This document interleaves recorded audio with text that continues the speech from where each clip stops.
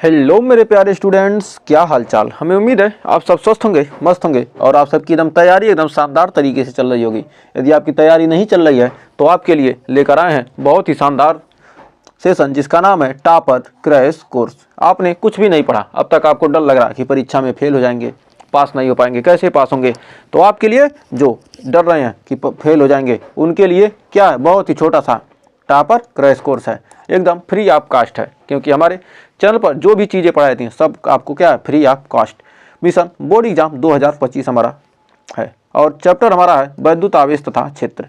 इस चैप्टर के जितने भी महत्वपूर्ण टॉपिक हैं जो अब तक कुछ नहीं पढ़ा है उसके लिए क्या है, इस सीरीज में हम क्या करेंगे, पूरा कंप्लीट करा देंगे। वैद्युत आवेश तथा क्षेत्र से पूछे जाने वाले जितने भी न्यूमेरिकल हुए, जो भी क्वेश्चन बन सकते हैं, सारे क्वेश्चन इस वीडियो में क्या करने हैं, हम कवर करने वाले हैं। तो नाम ही क्या है, topper crash course. Crash course में आपको क्या है, वही चीज़ें पढ़ाएंगी जाएंगी जो एग्जाम में क्या है आपके आ सकता है। तो फालतू की चीज़ें तो यहाँ पर नहीं। यदि आपको नॉलेज के लिए पढ़ रहे हैं तो इस वीडियो को छोड़ दीजिए। आप क्या कीजिए, प्लेलिस्ट में विजिट करके जो हमारा क्या है डिटेल के साथ टॉपिक पढ़ाइए उसको देखिए। यदि आपको क्या करना है, पास होना है बस, तो उसके लिए यह क्या है हमारा सीरीज आज का है। तो आइए शुरुआत करते हैं अपने सेशन का। तो सबसे पहले जानते हैं वैद्युत आवेश होता क्या है। तो वैद्युत आवेश यदि आपके एग्जाम में पूछ ले वैद्युत आवेश किसे कहते हैं, तो लिख सकते हैं कि वैद्युत आवेश क्या होता है, द्रव्य का वह गुण है जिसके कारण क्या वैद्युत तथा चुंबकीय प्रभाव क्या होता है, उत्पन्न होता है या उसका क्या कहते हैं हम अनुभव करते हैं। तो वैद्युत आवेश क्या है, वैद्युत आवेश क्या किसी द्रव्य का वह गुण है जिसके कारण क्या कहते हैं हम चुंबकीय प्रभाव उत्पन्न होता है और या उसका क्या होता है अनुभव करते हैं, वही क्या कहता है हमारा वैद्युत आवेश होता है। जो वैद्युत आवेश होते हैं क्या होते हैं, दो प्रकार के होते हैं, एक धनावेश होता है और एक ऋणावेश होता है। मान ली कोई वस्तु है, दो वस्तु हैं, क्या किया, यदि क्या हो गया इस वस्तु क्या दूसरे वस्तु में क्या हो, इलेक्ट्रॉन क्या हो, दो इलेक्ट्रॉन क्या हो गए चले गए, तो जिस वस्तु से क्या होता है इलेक्ट्रॉन निकलता है वो क्या होता है हमारा धनावेश होता है, धनावेशित होता है। और जिस वस्तु में क्या होता है इलेक्ट्रॉन क्या होता है लेता है, यानी जिस जो वस्तु क्या इलेक्ट्रॉन को ले रहा है उस पर क्या अधिकता हो जाएगी, उसे क्या कहते हैं ऋणावेशित। मतलब दो आवेशित वस्तुएं हैं, यदि क्या एक वस्तु क्या दूसरे वस्तु पर क्या आवेश गया तो जिस वस्तु से निकलता है, जिस वस्तु में क्या इलेक्ट्रॉन की क्या होगी कमी होगी, इलेक्ट्रॉन क्या होगा निकल गया वह क्या होगा धनावेशित होगा, और जिसमें क्या होगी इलेक्ट्रॉन आ गया वह क्या होगा ऋणावेशित होता है। तो उम्मीद है यहाँ तक आपको कोई डाउट नहीं होगा। तो आइए बढ़ते हैं आगे। अब जानते हैं आवेश क्या होते हैं, दो प्रकार के होते हैं, सजातीय आवेश और आवेश क्या होगा दो प्रकार, धनावेश और ऋणावेश। तो आवेश सजातीय आवेश और विजातीय आवेश मतलब क्या, समान आवेश, समान आवेशों के बीच क्या होता है प्रतिकर्षण। मान लीजिए क्या दो धनावेश हैं तो क्या होगा दोनों में क्या होगा प्रतिकर्षण। मान लीजिए लड़का लड़की क्या हो गए दो आवेश हैं, मान लीजिए क्या ये बॉय है और ये हमारा क्या है गर्ल है, ये हमारा क्या है गर्ल गर्ल और ये हमारा क्या है बॉय बॉय। बॉय बॉय के बीच क्या होगा आकर्षण होगा नहीं, बॉय और बॉय के बीच क्या होगा प्रतिकर्षण होगा, गर्ल और गर्ल के बीच क्या होगा प्रतिकर्षण। लेकिन क्या यहाँ पर बॉय, यहाँ पर गर्ल और बॉय, यहाँ क्या होगा गर्ल और बॉय के बीच क्या होगा आकर्षण, यहाँ पर भी क्या होगा गर्ल और बॉय और गर्ल के बीच क्या होगा आकर्षण। तो मतलब क्या समान आवेशों के बीच क्या होता है प्रतिकर्षण होता है और विपरीत आवेशों के बीच क्या होता है प्रतिकर्षण होता है। धन और ऋण के बीच क्या होगा आकर्षण, ऋण और धन के बीच क्या होगा आकर्षण, और धन के बीच क्या होगा प्रतिकर्षण, ऋण और ऋण के बीच क्या होगा प्रतिकर्षण होगा।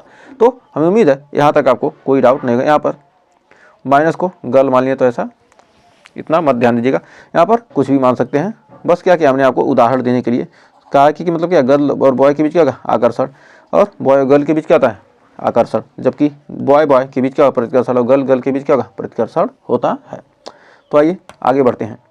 अब जानते हैं आवेश का क्वांटीकरण। आवेश क्या होता है, किसी वस्तु पर आवेश क्या होता है Q बराबर NE के रूप में होता है। मतलब क्या होगा आवेश क्या होगा हमेशा पूर्ण गुणज के रूप में होता है, ये नहीं कि क्या होगा भिन्न में हो, आवेश क्या होगा कभी भिन्न में नहीं होता है। मतलब क्या पूर्ण गुणज के रूप में होता है किसका, मूल आवेश का। तो कह रहा किसी आवेशित वस्तु पर आवेश का कुल मान सदैव मूल आवेश के क्या होता है सदैव मूल आवेश क्या है हमारा इलेक्ट्रॉन का आवेश यानी 1.6 गुणे 10 का पावर -19 कूलाम क्या है मूल आवेश क्या होता है पूर्ण गुणज होता है। तो हमेशा क्या होता है मूल आवेश का क्या होता है पूर्ण गुणज Q बराबर NE के रूप में होता है, जहाँ पर E क्या है हमारा E का मान कितना 1.6 गुणे 10 का पावर -19 कूलाम और यहाँ पर क्या है हमारा इलेक्ट्रॉन की संख्या, इलेक्ट्रॉन की संख्या, ये हमारा क्या इलेक्ट्रॉन की क्या है यहाँ पर संख्या है। तो ई का मान क्या हमारा यही तो है 1.6 × 10⁻⁻19 कूलाम। फिर अब इस पर क्वेश्चन कर रहा है कि 12.5 × 10⁻18 इलेक्ट्रॉनों के आवेश की गणना कीजिए। तो इतने इलेक्ट्रॉन हैं, इस पर क्या करना आवेश की गणना कर रहा है। तो मतलब एन का मान कितना दिया 12.5 × 10⁻18। तो क्या पूछ रहा है क्यू का मान पूछ रहा है। तो हम जानते हैं क्यू बराबर क्या आता है एन इंटू ई। तो क्यू बराबर क्या आ जाएगा एन इंटू ई। तो एन का मान दिया है एन बराबर दिया कितना 12.5 × 10⁻18 गुणे 1.6 × 10⁻- कितना हो गया 19। तो इसका गुणा करेंगे तो हमारा 12.5 और 16 में 1.6 में गुणा करेंगे तो क्या आ जाएगा हमारा 2000 गुणे 10 का पावर कितना आ जाएगा -1, क्या आ जाएगा हमारा कूलाम। तो क्या जाएगा हमारा कितने अंक पर 3 अंक पे दशमलव लग जाएगा यहाँ पर, एक सेकंड, इसको यहाँ पर क्या 12.5 गुणे क्या है 1.6। तो क्या होगा 2 अंक पे दशमलव लगेगा ना, तो हो जाएगा यह हमारे का गुणा करेंगे क्या 16 × 5 = 80 को 0, 16 दूना 32 60, 40 को 0, 16 का 16 4 20। तो कितना आ जाएगा 2 अंक पे दशमलव लग जाएगा तो यानी 20 हो गया। क्या होगा 1 अंक क्या ये माइनस इधर घिस जाएगा यानी 2 कूलाम, क्या जाएगा हमारा आंसर। तो हमें उम्मीद है यहाँ तक आपको कोई डाउट नहीं होगा। तो आइए बढ़ते हैं अगले क्वेश्चन की तरफ। तो कह रहा है कूलाम का नियम। तो कूलाम दो बिंदु आवेशों के बीच लगने वाला आकर्षण, मतलब क्या दो विपरीत प्रकृति के आवेश है, एक धनावेश है और एक हमारा क्या है ऋणावेश है। तो दोनों विपरीत प्रकृति के आवेशों के बीच क्या लगने वाला आकर्षण बल, या दो क्या समान आवेशों के बीच लगने वाला क्या प्रतिकर्षण बल, मतलब दो धनावेशों या दो ऋणावेशों तो उनके बीच क्या होगा प्रतिकर्षण बल लगेगा। प्रतिकर्षण बल क्या होता है उन आवेशों के क्या होता है गुणनफल के क्या होता है अनुक्रमानुपाती तथा उनके बीच की दूरी के क्या होता है वर्ग के क्या होता है व्युत्क्रमानुपाती होता है। तो हम जानते हैं यह प्रोपोर्शनल टू हो जाएगा, दोनों को एक साथ करेंगे Q1 Q2/r²। तो हमारा क्या है यही क्या है कूलाम का नियम है। तो हम जानते हैं यहाँ पर F बराबर हो जाएगा 1/4πε0 Q1 Q2/r²। F बराबर क्या होगा Q1 Q2/r²। जब दोनों आवेश क्या हों के परावैद्युत के माध्यम में रखे हों, जब दोनों आवेश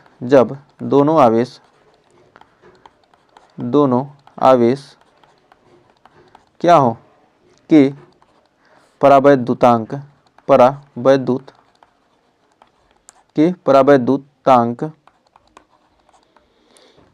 के माध्यम में हो, तो हमारा क्या हो जाएगा यह बराबर हो जाएगा क्या यह बराबर 1/4πε0 K × Q1 Q2/r²। तो हमारा ये फार्मूला बनकर तैयार हो जाएगा। 1/4πε0 का मान क्या होता है 9 × 10⁻9।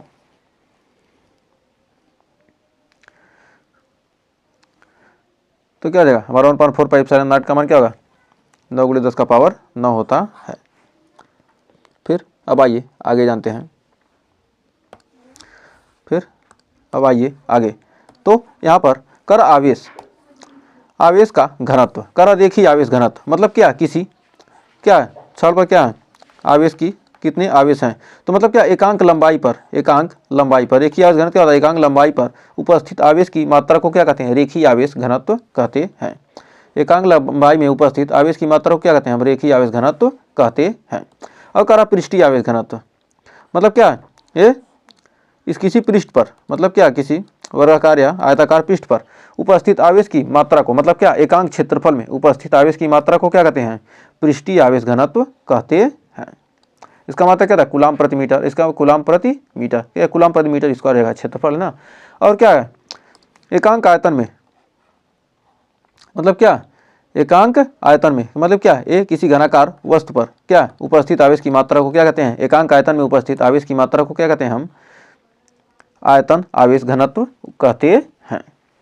तो हमें उम्मीद है यहाँ तक आपको आवेश घनत्व में भी कोई डाउट नहीं होगा। आवेश घनत्व का मात्रक क्या होता है?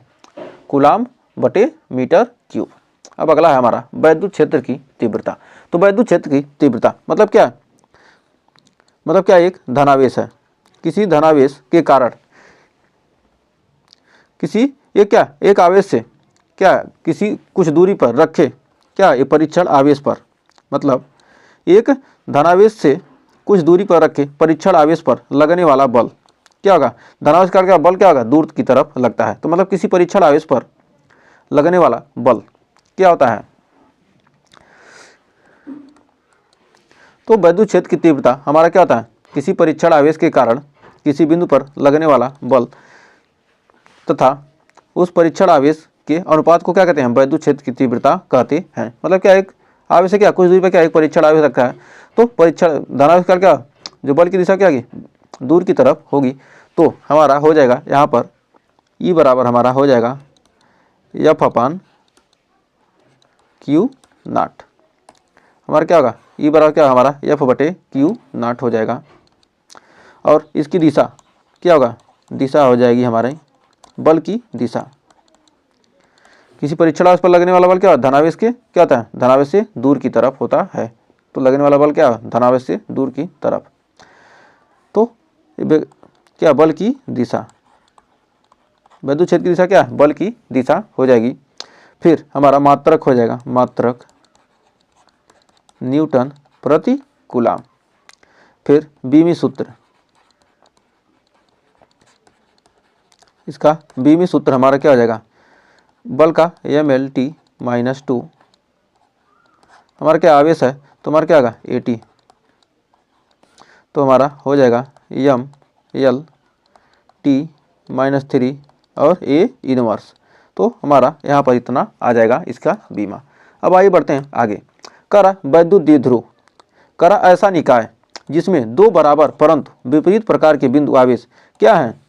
-Q तथा +Q एक दूसरे से क्या है? अल्प दूरी, यानी अल्प दूरी क्या है? 2L दूरी पर स्थित हो तो उसे क्या कहते हैं? वैद्युत द्विध्रुव कहते हैं। वैद्युत द्विध्रुव के उदाहरण HCl, H2O और HBr हैं। मतलब क्या है? H+ और Cl- मतलब क्या? दो विपरीत प्रकार के। H2O का मतलब क्या है? OH- और H+ क्या है? H+, OH-, HBr H+ और Br- मतलब क्या है? दो बराबर लेकिन क्या विपरीत प्रकार के आवेशों को क्या है एक दूसरे से क्या अल्प दूरी पर रखे हों तो वहां पर क्या होता है? दूरी पर स्थित हो तो उसे क्या कहेंगे? वैद्युत द्विध्रुव कहते हैं। तो उम्मीद है यहाँ तक आपको कोई डाउट नहीं होगा। तो अब आइए जानते हैं आगे, देखते हैं वैद्युत द्विध्रुव आघूर्ण होता क्या है। वैद्युत द्विध्रुव आघूर्ण मतलब क्या? दो समान तथा विपरीत करा किसी निकाय का वैद्युत द्विध्रुव आघूर्ण आवेश के परिमाण और आवेशों के बीच की दूरी के क्या होता है? गुणनफल के बराबर होता है। मतलब दो आवेश क्या है अल्प दूरी पर रखे हैं तो उन आवेशों के क्या है? परिमाणों, उन आवेशों के परिमाण तथा उनके बीच की दूरी के गुणनफल के क्या होता है? बराबर होता है। तो वैद्युत द्विध्रुव आघूर्ण P बराबर क्या होता है? Q × 2L। P बराबर हमारा क्या होगा? Q × 2L। तो इसका मात्रक हमारा क्या हो जाएगा? Coulomb metre. Q का मात्रक क्या होगा? कूलाम। आवेश का मात्रक कूलाम और क्या लंबाई का मात्रक क्या होगा? Coulomb metre. और ये राशि क्या है? सदिश। और दिशा क्या होगा? -Q से +Q की ओर, -Q से +Q की ओर। इसकी दिशा क्या होगा? -Q से क्या होगा? +Q की ओर इसकी दिशा हो जाएगी। तो इसका बीमी सूत्र क्या हो जाएगा? हमारा आवेश का मात्रक क्या होगा? AT। आवेश का बीमा क्या होगा? AT और मीटर का क्या होगा? L। तो हमारा हो जाएगा क्या? LAT यानी लाट।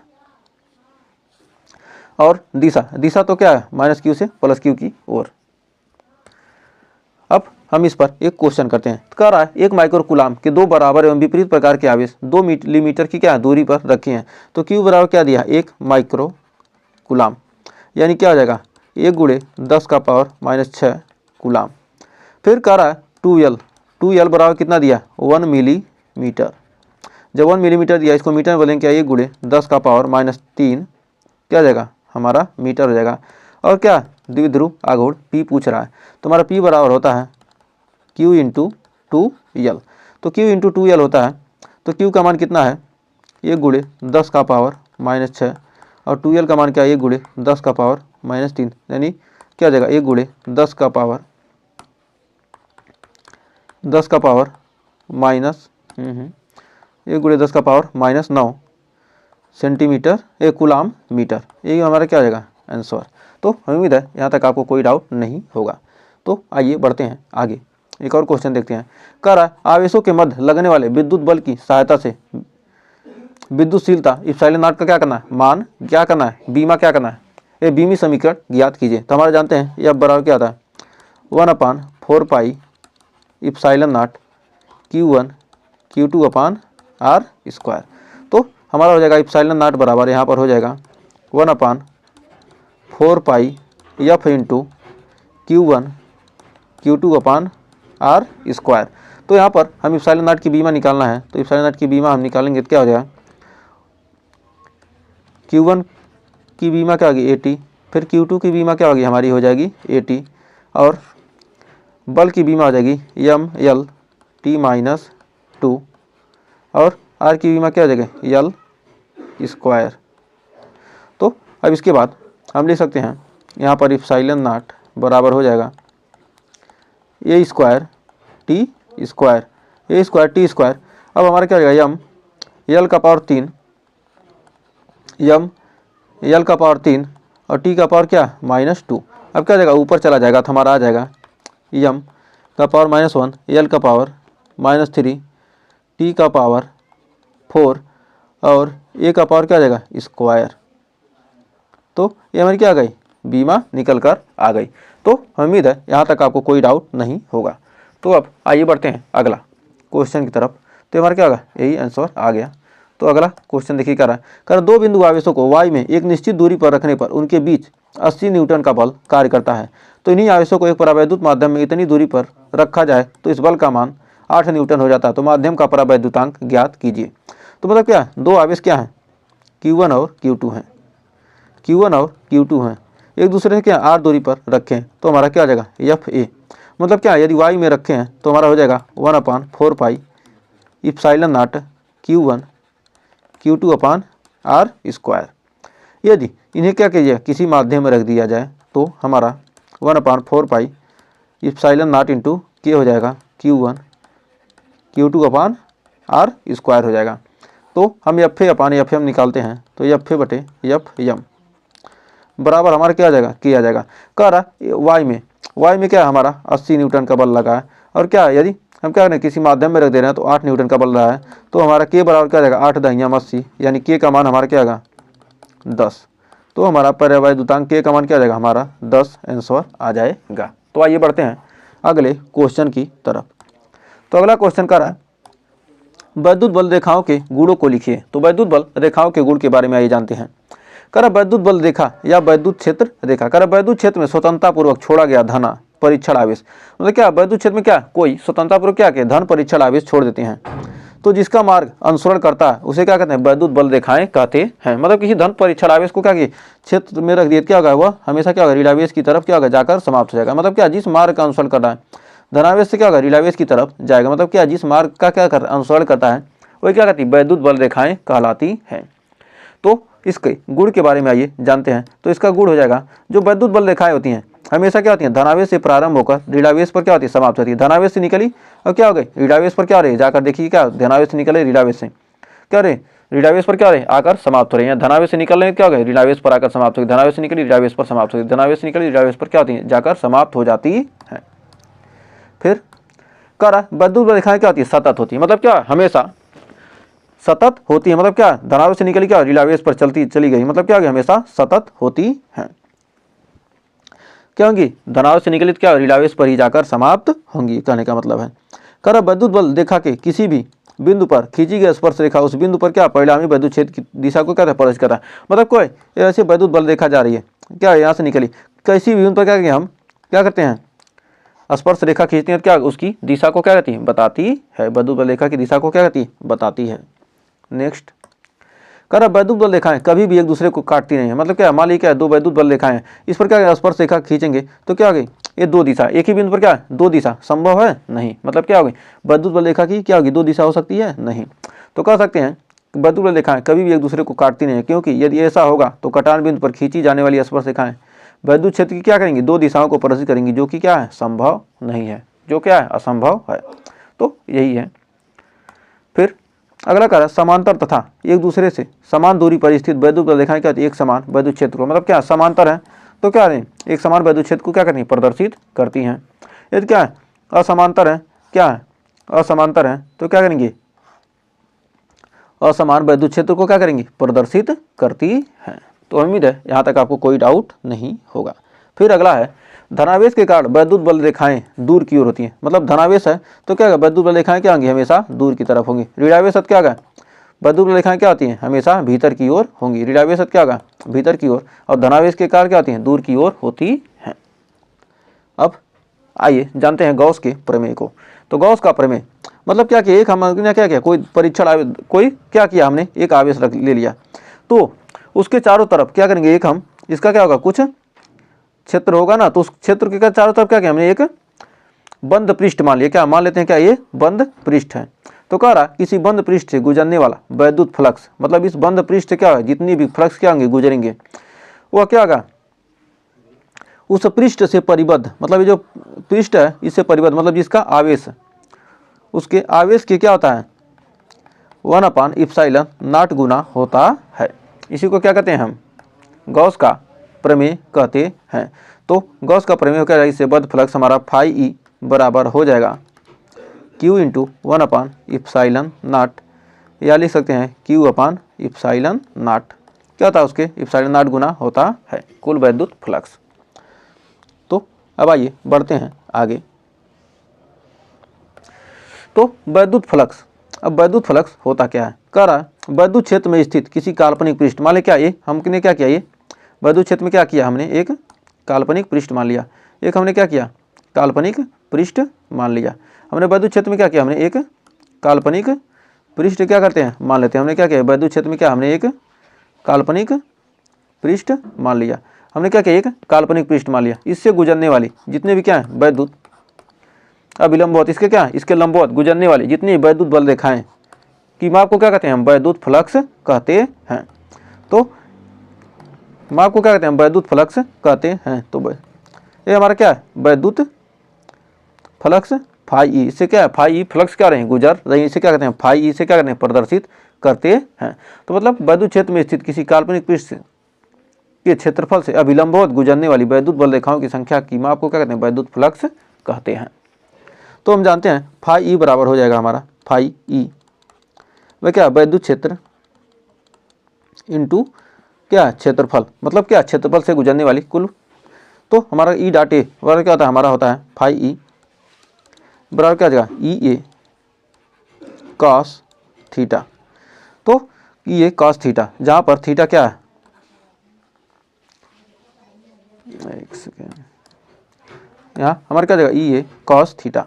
तो हमारा क्या जाएगा, EA cos थीटा, E और A जो हमारा क्या थीटा है, एक सेकेंड, हमारा जो थीटा है E और A के बीच का कोण है, E वेक्टर E व वेक्टर A के बीच का क्या क्या है, बीच का कोण है, बीच का कोण है। जो हमारा थीटा क्या, E और E के बीच में, यह राशि क्या है, ये हमारी क्या है, राशि कैसी है, अदिश राशि है। तो ये हमारी क्या है, अदिश राशि है। और इसका मात्रक, हमारा मात्रक हो जाएगा न्यूटन प्रति कूलाम मीटर स्क्वायर होता है। तो हमारा क्या, वैद्युत क्षेत्र की मात्रक क्या होता है, न्यूटन प्रति कूलाम, और ये क्या है, मीटर स्क्वायर। तो हमारा हो जाएगा न्यूटन मीटर स्क्वायर प्रति कूलाम, या लिख सकते हैं वोल्ट बटे मीटर, वोल्ट बटे मीटर इंटू मीटर स्क्वायर। तो मीटर स्क्वायर से मीटर कट गया, यानी हो जाएगा क्या, हमारा वोल्ट मीटर, वोल्ट मीटर। तो वोल्ट मीटर भी हो जाएगा। तो गॉस प्रमेय एक बार और थोड़ा सा देख लेते हैं, उसके बाद हम क्या करना है, एक फार्मूला प्रूफ करना, तो इसको एक बार और रिवीजन कर लेते हैं।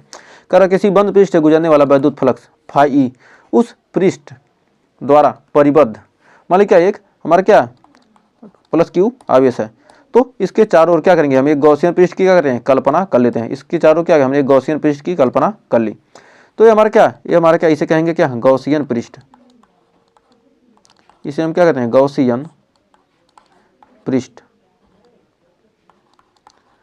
मतलब क्या, किसी बंद पृष्ठ से, मतलब क्या, ये हमारा एक आवेश है, इसके चारों ओर एक क्या करें हम, काल्पनिक पृष्ठ मान लेते हैं, जिसे क्या कहते हैं, गॉसियन पृष्ठ कहते हैं। तो इसे हम क्या कहेंगे, गॉसियन पृष्ठ कहते हैं। इसके चारों क्या, एक पृष्ठ की कल्पना कर लेते हैं, जिसे क्या कहते हैं, क्या, गॉसियन पृष्ठ। तो गुजरने वाला कुल फ्लक्स, वैद्युत फ्लक्स, मतलब क्या, इस गॉसियन पृष्ठ से गुजरने वाला, मतलब क्या, बंद पृष्ठ से गुजरने वाला फ्लक्स उस पृष्ठ से परिबद्ध, मतलब क्या, इस पृष्ठ में जितने भी आवेश हैं उस आवेश का क्या होता है, 1/ε गुना होता है। उस आवेश का क्या होता है, 1/ε गुना होता है, जहाँ इप्साइलन नॉट क्या, निर्वात या वायु की क्या है, वैद्युतशीलता होती है। अब हमारा अगला है बहुत ही शानदार जबरदस्त सेशन। कह रहा है गॉस के नियम का उपयोग करके एक अनंत लंबाई के पतले सीधे एक समान आवेशित तार द्वारा उत्पन्न वैद्युत क्षेत्र की तीव्रता के लिए क्या करना, एक व्यंजक का क्या करना है, हमको निगमन करना है। तो गॉस के नियम का उपयोग करके एक अनंत लंबाई के पतले तार के लिए, तो एक हमारा क्या, एक अनंत लंबाई का क्या हमारा ये पतला तार है, इसके चारों तरफ क्या करेंगे हम, इससे हमको क्या करना, आर दूरी पर क्या करना, हमने एक बिंदु पी ले लिया, उस पर हमको क्या करना है, वैद्युत क्षेत्र की हमको क्या करना, तीव्रता ज्ञात करनी है। तो इसके आर दूरी पर क्या किया हमने, एक वैद्युत क्षेत्र ले लिया, क्या किया हमने, मान लिया क्या, बिंदु पी है, इससे आर दूरी पर क्या, एक बिंदु पी है। तो इस पी से होता हुआ क्या करेंगे हम, एक इसके चारों तरफ क्या करेंगे, गॉसियन पृष्ठ की क्या करेंगे, कल्पना कर लेंगे, और जो गॉसियन पृष्ठ बनेगा क्या, एक बेलन की आकार का क्या, गॉसियन पृष्ठ हमें मिल जाएगा। तो अब यहाँ पर तो देखिए क्या, यहाँ पर जो हमारा वैद्युत क्षेत्र की दिशा प्लस के कारण क्या होगी, दूर की तरफ, और यहाँ पर जो क्या हमारा क्षेत्रफल वेक्टर क्या, लंबवत बाहर की तरफ होता है, और यहाँ पर क्या वैद्युत क्षेत्र की दिशा बाहर की ओर, और जो हमारा क्षेत्रफल वेक्टर होगा क्या, लंबवत बाहर की तरफ होता है। तो यहाँ भी क्या, लंबवत बाहर की तरफ होगा क्षेत्रफल वेक्टर, और यहाँ वैद्युत क्षेत्र की दिशा प्लस के कारण क्या होगी, दूर की तरफ होती है। तो अब आइए इसको हम क्या करते हैं, प्रूफ करते हैं। तो हमारा कुल फ्लक्स, इससे गुजरने वाला क्या, कुल फ्लक्स φE बराबर हमारा हो जाएगा, तो φE बराबर हो जाएगा हमारा क्या, φ1 प्लस φ2 प्लस φ3। तो हमको क्या मान लेंगे, इसको मान लेंगे S1, इसको मान लेंगे S2, इसको मान लेंगे क्या, S3। तो φ1 φ2, तो हमारा क्या आएगा, S1 E vector E dA, vector E dA plus S2 vector E dA plus S3 vector E dA। तो वेक्टर E dA मान लेंगे। अब इसके बाद हमारा क्या आ जाएगा, यहाँ पर हो जाएगा φE बराबर हो जाएगा, तो E dA cos थीटा, तो हमारा क्या होगा, E dA cos 90 हो जाएगा, S7 में हो जाएगा E dA cos 90 degree plus हमारा हो जाएगा E dA cos 0 degree, E dA cos 0 degree plus हो जाएगा E dA cos 90 डिग्री। एक सेकेंड, इसको थोड़ा सा यहाँ पर क्या हो जाएगा हमारा E dA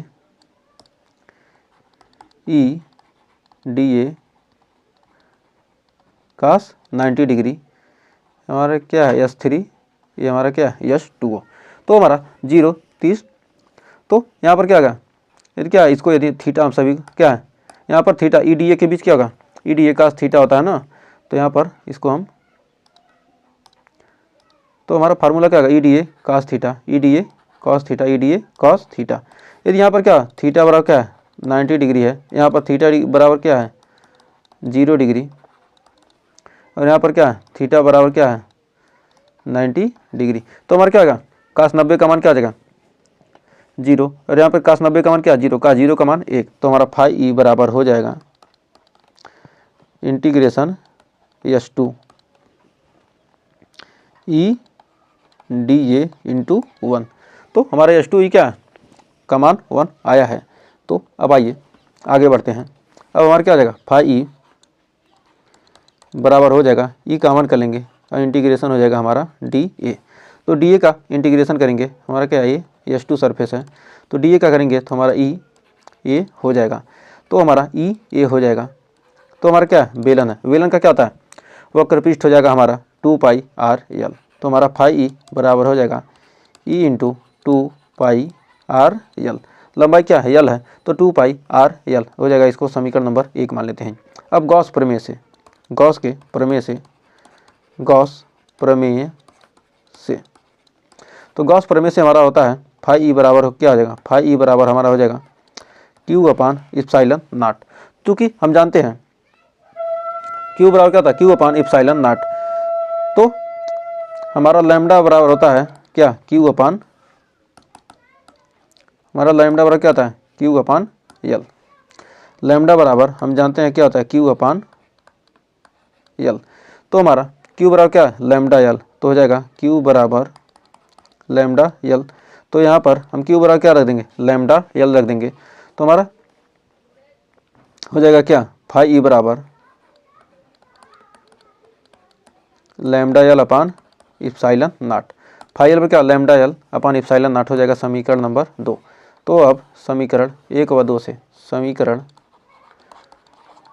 1 व 2 से, अब समीकरण 1 और 2 से हम यहाँ पर देखेंगे तो हमारा हो जाएगा ई इंटू 2 पाई आर यल बराबर lambda L upon epsilon not. तो क्या होगा यल से यल हमारा क्या होगा यहाँ पर कट जाएगा, तो हमारा हो जाएगा ई बराबर lambda upon 2 pi epsilon naught into R. तो लैम्डा और क्या upon 2 pi epsilon naught into R. अब यहाँ पर हो जाएगा ई बराबर 1 अपान 4 पाई इप्साइलन नॉट 2, 2 से ऊपर नीचे क्या करेंगे गुणा करेंगे 2 लैम्डा अपान आर, या लिख सकते हैं ई बराबर 9 गुणे 10 का पावर 9 2 लैम्डा अपान आर। तो इन दोनों फार्मूलों का यूज हम क्या करेंगे जहाँ जिसकी ज़रूरत होगी वहाँ कर सकते हैं। तो क्या है अनंत लंबाई के पतले चालक तार के कारण क्या उत्पन्न क्या है विद्युत क्षेत्र की तीव्रता के लिए क्या ये व्यंजक हमें प्राप्त हो गया। अब अगला है कह रहा एक समान विद्युत क्षेत्र में रखे विद्युत द्विध्रुव पर लगने वाला बल आघूर्ण का क्या करना व्यंजक प्राप्त कीजिए। मतलब क्या है दो, ये क्या हमारा एक विद्युत द्विध्रुव है, क्या है यल 2l लंबाई पर क्या है दो क्या समान परंतु विपरीत आवेश क्या है विद्युत क्षेत्र में क्या किया गया इसको रखा गया है। तो इसको क्या करेगा इसको क्या करेगा प्लस आवेश का क्या है बल इधर लगाएगा, और ये हमारा ऋण आवेश है क्या है इसके कारण क्या विद्युत क्षेत्र की दिशा में क्या इधर बल लगाएगा। एक दूसरे क्या करेंगे एक दूसरे को क्या घुमाने का प्रयास करेंगे। तो घुमाने का जब प्रयास करते हैं क्या इसके बीच क्या लगता है कौन सा बल प्रत्यानयन बल लगता है। प्रत्यानयन बल के कारण क्या ये एक दूसरे को क्या करें घुमाने की कोशिश करते हैं। तो इनके बीच क्या करें यदि यह क्या विद्युत क्षेत्र से क्या हो थीटा कोण पर हो, यदि क्या विद्युत क्षेत्र से क्या हो थीटा कोण पर हो तो इसकी हमारा जो ये लंबाई है ये 2l साइन थीटा होगा। कैसे होगा तो हम जानते हैं साइन थीटा बराबर क्या होता है लंब बटे कर्ण, साइन थीटा क्या लंब बटे कर्ण। तो साइन थीटा बराबर यहाँ पर हो जाएगा लंब क्या है हमारा AC और कर्ण क्या है हमारा 2l। तो हमारा AC बराबर क्या हो जाएगा AC बराबर हो जाएगा 2l साइन थीटा। तो इसी बार क्या हमने 2l साइन थीटा यहाँ पर रख दिया है। तो अब दो क्या दो विपरीत परंतु क्या है अल्प दूरी पर रखे आविष्कार क्या विद्युत द्विध्रुव बन गया, और किसको क्या किया हमने विद्युत क्षेत्र में रख दिया किसको कोण पर थीटा कोण पर रख दिया। तो उस पर लगने वाला क्या बल आघूर्ण का क्या करना व्यंजक प्राप्त करना है। तो अब आइए यहाँ पर अतः बल युग्म का आघूर्ण क्या था बल का परिमाण गुणे लंबवत दूरी। तो बल का परिमाण क्या है बल का परिमाण F और लंबवत दूरी क्या है AC। तो AC बराबर क्या है यहाँ पर F बराबर क्या हम रख देंगे F बराबर रख देंगे QE। F बराबर हम क्या रख देंगे F बराबर रख देंगे QE into 2l sine theta. F बराबर QE into 2l sine theta. तो यहाँ पर क्या है Q इंटू 2l यहाँ पर रख देते हैं Q इंटू 2l यहाँ पर अब रख दें Q इंटू 2l और यहाँ पर क्या रखेंगे E sine theta E sine theta. तो हमारा Q इंटू 2l का मान क्या जाएगा हमारा आ जाएगा P। तो हम जानते हैं P क्या है विद्युत द्विध्रुव आघूर्ण PE साइन थीटा। तो टाउ क्या PE साइन थीटा टाउ क्या P क्रॉस E। तो मतलब क्या क्रॉस प्रोडक्ट निकालेंगे क्या PE हो जाएगा और यदि क्या है, जब वैद्युत द्विध्रुव वैद्युत क्षेत्र की दिशा की क्या हो, लंबवत हो, तो थीटा बराबर क्या होगा 90 डिग्री। तो हमारे क्या होगा पी बराबर साइन 90, साइन 90 का मान क्या होता है 1 होता है, तो टाउ बराबर क्या पीई। तो टाउ मैक्स का मान क्या होता है पीई होता है, तो टाउ मैक्स बराबर क्या पीई, साइन 90 का मान क्या होता है 1 होता है। तो उम्मीद है यहाँ तक आपको कोई डाउट नहीं होगा। तो आइए देखते हैं आगे। कह रहा है वैद्युत द्विध्रुव जिसकी लंबाई 4 सेंटीमीटर है, कोई एक समान क्या है वैद्युत क्षेत्र में क्या 10 न्यूटन प्रति कूलाम से 30 डिग्री पर रखने पर 9 × 10 का पावर 2 न्यूटन मीटर का क्या है बल आघूर्ण लगता है। तो द्विध्रुव आघूर्ण की क्या करना है गणना करना है। तो ई बराबर कितना दिया है 10 का पावर 4 न्यूटन प्रति कूलाम, और थीटा का मान दिया कितना 30 डिग्री, और यहाँ पर दूरी कितने दिया है, कितने दूरी पर रखा है 4 सेंटीमीटर की दूरी पर, तो यानी 2L का मान कितना दिया है 4 सेंटीमीटर। तो इसको मीटर में बदलेंगे तो 4 × 10 का पावर -2 मीटर हो जाएगा। तो अब यहाँ पर हमारा दिया क्या टाउ बराबर दिया 9 × 10 का पावर -2 न्यूटन मीटर। तो पी का मान पूछ रहा है, तो टाउ बराबर क्या होता है पी ई साइन थीटा। तो हमारा पी बराबर हो जाएगा कितना टाउ अपान ई साइन थीटा।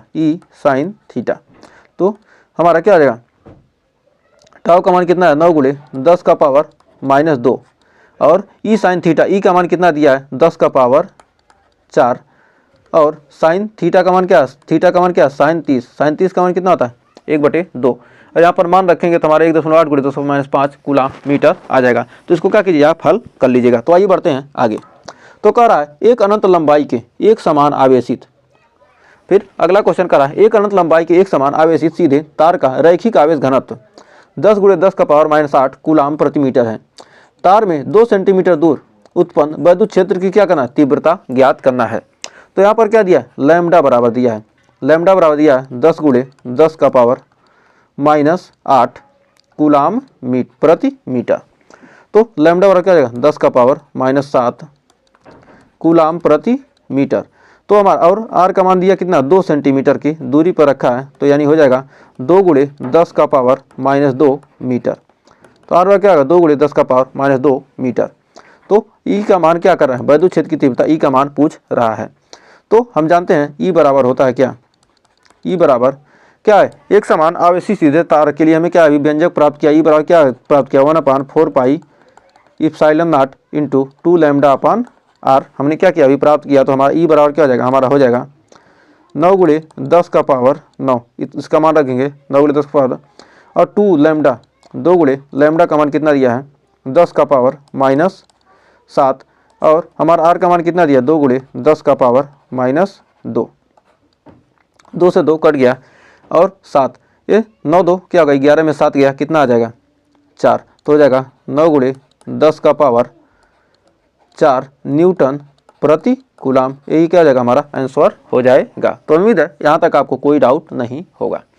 तो आइए बढ़ते हैं एक और बहुत सी शानदार क्या है हमारा प्रमेय की तरफ। तो हमारा एक और प्रमेय है कह रहा है गॉस का प्रमेय हमारा है कह रहा है गॉस के प्रमेय की सहायता से बिंदु आवेश के कारण किसी बिंदु पर वैद्युत क्षेत्र की तीव्रता का क्या कीजिए व्यंजक प्राप्त कीजिए, और गॉस की प्रमेय से कूलाम के नियम का क्या करना निगमन भी करना है।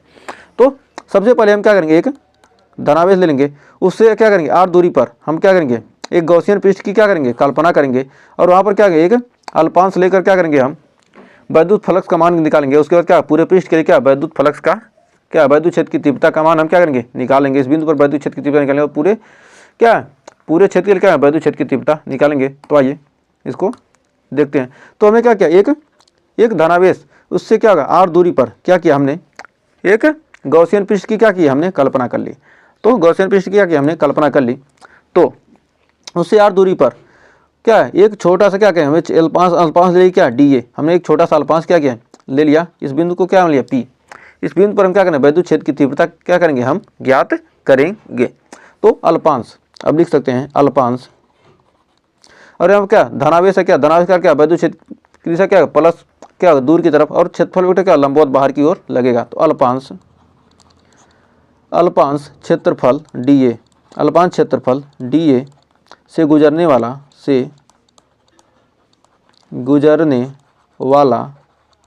अल्पांश क्षेत्रफल डी ए से गुजरने वाला वैद्युत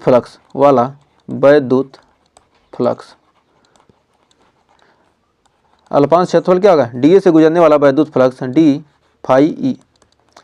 फाई ई बराबर क्या हो जाएगा, E dot D A, vector E dot D A. तो क्या हो जाएगा हमारा E D A cos theta, E D A cos theta. तो हमारा कॉस थीटा बराबर क्या हो जाएगा, E D A cos zero, theta का मान क्या हो जाएगा हमारा जीरो, क्या है एक दूसरे क्या है एक ही दिशा में, तो क्या होगा जीरो हो जाएगा। तो हमारा हो जाएगा डी फाई ई बराबर हो जाएगा हमारा क्या, डी फाई ई बराबर हो जाएगा हमारा ई डी ए। तो हमारा क्या डी फाई ई बराबर क्या, ई डी ए।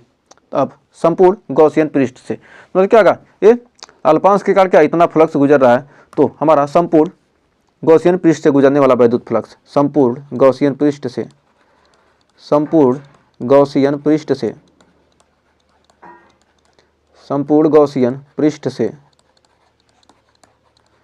गुजरने वाला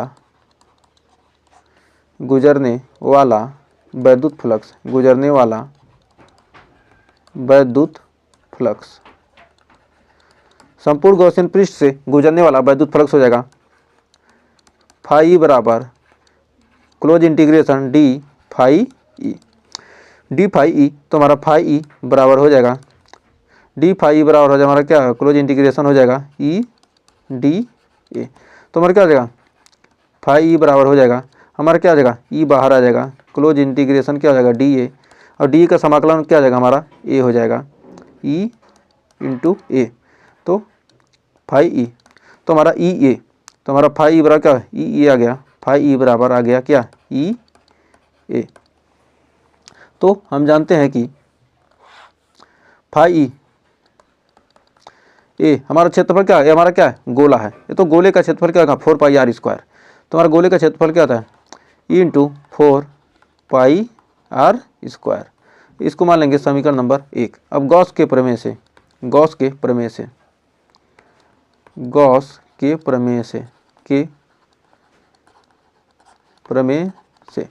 गॉस के प्रमेय से हम जानते हैं कि फाई बराबर क्या होता है, फाई ई बराबर होता है क्यू अपान इप्सिलॉन नॉट। तो समीकरण नंबर 2, तो समीकरण 1 व 2 से, अब समीकरण 1 व 2 से हम देखते हैं, तो हमारा क्या हो जाएगा, E into 4 pi R square upon Q upon epsilon naught. तो हमारा हो जाएगा ई बराबर 1 अपान 4 pi epsilon naught Q upon R square newton प्रति कूलाम। ये हमारा क्या आएगा, फार्मूला बनकर आ जाएगा। अब हम जानते हैं अब कह रहा है यदि क्यू आवेश से आर दूरी पर क्या परीक्षण आवेश क्यू जीरो रखा है, यहाँ पर जो क्यू आवेश है इससे क्या आर दूरी पर क्या करने परीक्षण आवेश, यहाँ पर बिंदु पी पर क्या हमने परीक्षण आवेश क्या रख दिया, क्यू जीरो रख दिया। तो यह बराबर क्या आ जाएगा, Q into E, Q naught into E, ये बराबर क्या आ जाएगा क्यू नॉट इंटू ई। तो हमारा यह बराबर हो जाएगा क्यू नॉट इंटू ई का मान क्या 1 अपान 4 pi epsilon naught Q upon R square. तो हमारा हो जाएगा यहाँ पर यह बराबर 1 अपान 4 pi epsilon naught Q into Q zero upon R square, या यह proportional to Q into Q zero upon R square. ये क्या हमारा, यही न्यूटन का, यही हमारा क्या कूलाम का नियम है। तो उम्मीद है यहाँ तक आपको कोई डाउट नहीं होगा। तो अब आइए बढ़ते हैं आगे, अब देखते हैं इस पर आधारित क्वेश्चन। तो कह रहा है वैद्युत द्विध्रुव तथा वैद्युत द्विध्रुव आघूर्ण के अर्थ को समझाइए। किसी वैद्युत द्विध्रुव में 20 कूलाम और -20 कूलाम माइक्रो कूलाम के आवेश 1 सेंटीमीटर की दूरी पर क्या हो से विभेदित हैं, तो द्विध्रुव से ध्रुव के 1 मीटर दूर अच्छी स्थिति में क्या विद्युत क्षेत्र की तीव्रता ज्ञात कीजिए। तो इस पर अच्छी स्थिति में विद्युत क्षेत्र की क्या करना है, तीव्रता ज्ञात करना है। तो हमारा क्यू बराबर कितना दिया, यहाँ पर क्यू बराबर दिया कितना 20 माइक्रो कूलाम, क्यू बराबर दिया 20 माइक्रो कूलाम। तो 20 गुणे 10 का पावर -6 कूलाम, यानी हो जाएगा 2 गुणे 10 का पावर -5 कूलाम। और टूयल का मान दिया कितना 1 सेंटीमीटर, यानी 1 गुणे 10 का पावर -2 मीटर। तो हमारा P बराबर होता है Q इंटू क्या होता है 2L, Q इंटू क्या हो जाएगा हमारा 2L, Q इंटू 2L। तो Q का मान कितना है 2 गुणे 10 का पावर -5 और L का मान कितना 2L का मान 1 गुणे 10 का पावर -2। तो यानी आ जाएगा 2 गुणे 10 का पावर 2 गुणे 10 का पावर -7 कूलाम मीटर। अब अच्छी स्थिति में, अब क्या करा, अच्छी स्थिति में वैद्युत क्षेत्र की तीव्रता, अच्छी स्थिति में, तो E बराबर हमारा हो जाएगा क्या 1/4 pi epsilon naught into 2P upon RQ। तो 1/4 पाई इप्सिलॉन नॉट का मान कितना होता है, हो जाएगा हमारा 9 गुणे 10 का पावर 9 और 2P, P का मान कितना है 2 और P का मान कितना है 2 गुणे 10 का पावर -7 और R का मान कितना है हमारा क्या है 1 गुणे 10 का पावर -2। अब इसको क्या करना है, HW होमवर्क है आपके लिए, होमवर्क। इसका आंसर क्या करना है आपको कमेंट में बताना है। तो इसका क्या कीजिए आंसर आपको क्या करना है, इसको हल करके क्या करना है आपको कमेंट में बताना है। तो इसका आंसर क्या करना है आपको कमेंट में ज़रूर बताइएगा, किसमें, कमेंट में। आइए बढ़ते हैं आगे। करा वैद्युत क्षेत्र ई का मान कितना दिया इतना न्यूटन प्रति कूलाम। करा एक तल के पृष्ठ क्षेत्रफल, एक के तल का क्या है पृष्ठ क्षेत्रफल दिया है, पृष्ठ क्षेत्रफल ये बराबर इतना दिया है मीटर स्क्वायर से गुजरता है, तो इसका वैद्युत फ्लक्स ज्ञात कीजिए। तो ई बराबर कितना दिया है, वेक्टर ई बराबर कितना दिया है 3I + 4J और क्षेत्रफल का मान दिया कितना, ए बराबर वेक्टर ए बराबर कितना है 10I। तो हम जानते हैं फाई बराबर क्या होता है, फाई ई बराबर होता है वेक्टर ई डॉट ए। तो हमारा ई का मान कितना दिया है 3I + 4J cap, 3I cap + 4J cap into A बराबर कितना दिया 10I कैप।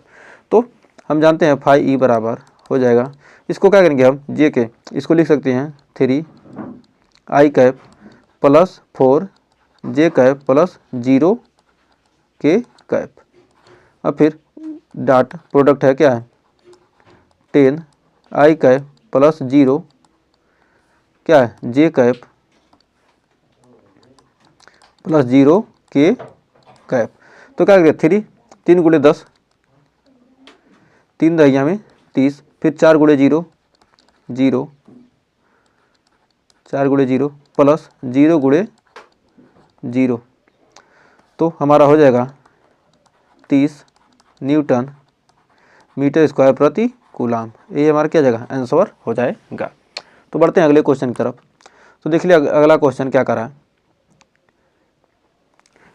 वैद्युत स्थैतिक क्षेत्र ई इतना दिया है, रखने पर पृष्ठ यस से होकर कितना फ्लक्स बाहर जाएगा। तो कितना फ्लक्स बाहर जाएगा, तो इसका सॉल्यूशन देखते हैं।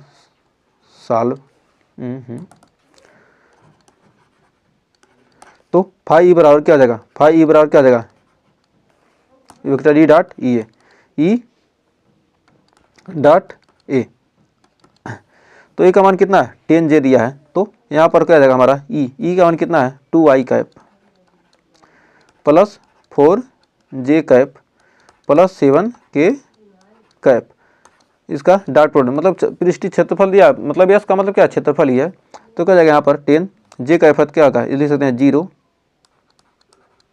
0I cap + 10J cap + 0K cap. तो हमारा क्या होगा 2 गुणे 0 प्लस 4 गुणे 10 प्लस 7 गुणे 0, तो यानी क्या हो जाएगा हमारा हो जाएगा 0 + 40 + 0, यानी हमारा क्या हो जाएगा 40 मात्रक। क्योंकि क्या यहाँ पर मात्रक दिया नहीं, तो क्या करेंगे यहाँ 40 मात्रक हमारा क्या हो जाएगा यहाँ पर आंसर हो जाएगा। तो उम्मीद है यहाँ तक आपको कोई डाउट नहीं होगा।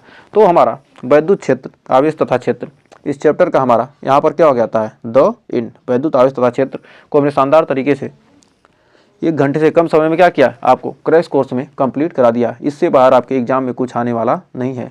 और सेशन अच्छा लगा तो सेशन को लाइक शेयर कीजिएगा और चैनल पर पहली विजिट किए चैनल को सब्सक्राइब जरूर कीजिएगा। तो मिलेंगे नेक्स्ट वीडियो में नेक्स्ट चैप्टर के साथ एकदम ज़बरदस्त सेशन में। तो सेशन को जल्दी से ज़्यादा शेयर कर दीजिएगा। तो मिलते हैं नेक्स्ट वीडियो में, तब तक के लिए टेक केयर।